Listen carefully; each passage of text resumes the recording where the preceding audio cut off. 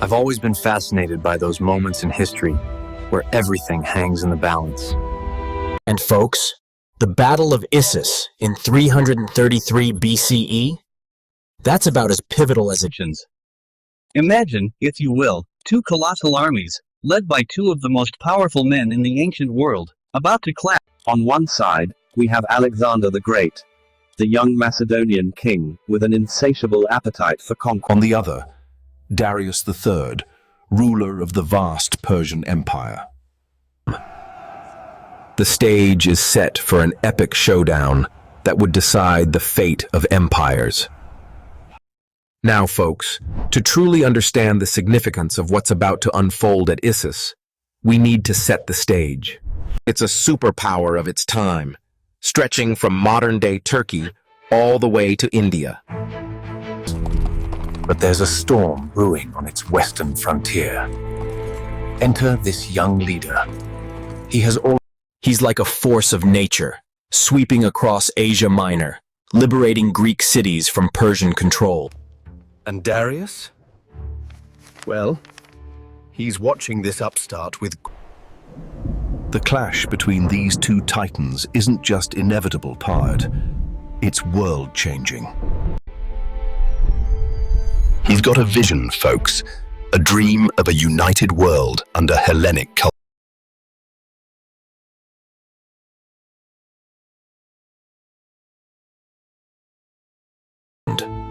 Now Darius, he's no pushover. He's the ruler of the largest empire the world has ever seen. But he's also keenly aware of the threat Alexander poses. Since plied. As reports of the Macedonian advance reach him, Darius begins to gather his forces.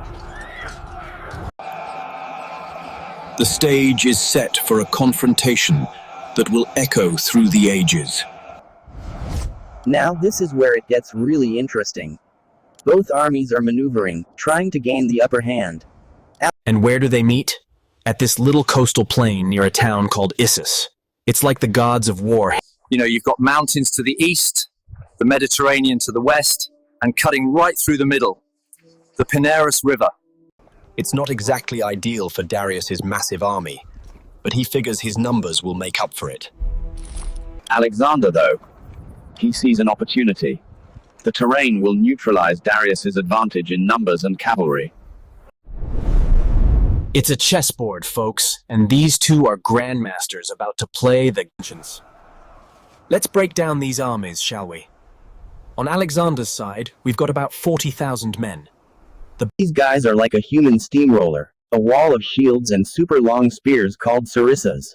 They're practically invincible. Here we have the soldiers, elite infantry skilled in combat, alongside the cavalry, led by their leader. Now Darius. His army is like a cross-section of the ancient world. We're talking maybe 100 men. You've got Persian immortals, Greek mercenaries, cavalry from Central Asia, archers from all over the empire. Dawn breaks on the day of battle, and you can almost...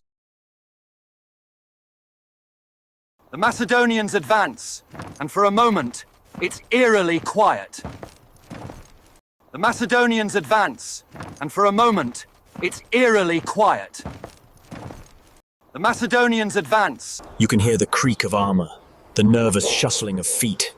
Then, all hell breaks loose. The battle opens with skirmishes along the line. Arrows fly. Slingers hurl their projectiles. The battle is just beginning. The victory will be ours. He's identified a strategic point in the Persian left flank, and he's ready to capitalize on it. Now, this is a moment where the leader demonstrates why they are remembered in history, guiding their cavalry with precision. They splash across the Pinarus, smashing into the Persian left flank like a sledgehammer. The Persian line buckles, then breaks. It's chaos, absolute chaos. But while Alexander's cavalry is running amok on one end, the Macedonian center is in trouble. The Greek mercenaries fighting for Darius are giving as good as they get, and for a moment, it looks like the phalanx might break. This is a decisive moment in history, a turning point where outcomes are uncertain. And here's where the key moment unfolds. The cavalry has broken through, advancing rapidly toward the command position. Darius, seeing this whirlwind of destruction coming right at him, makes a decision that will haunt him. He turns his chariot around and flees the field.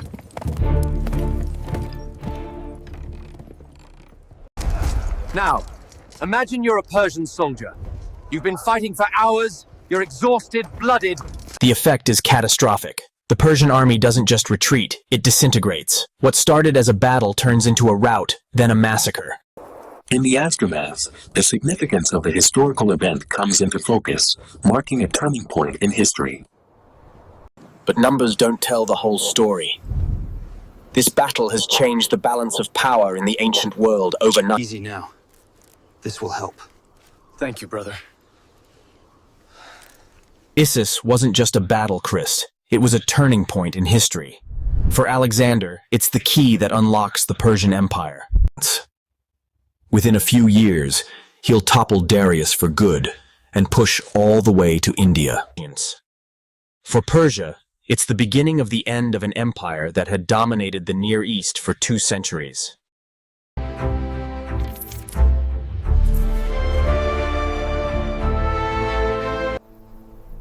You know, as I stand here, trying to imagine the clash of arms, the shouts of men, I'm struck by how these moments shape our world. The Battle of Issus wasn't just a victory for Alexander or a defeat. It was a pivot point for civilization itself. And isn't that why we study history? To understand how we got here, and maybe, just maybe, to learn something.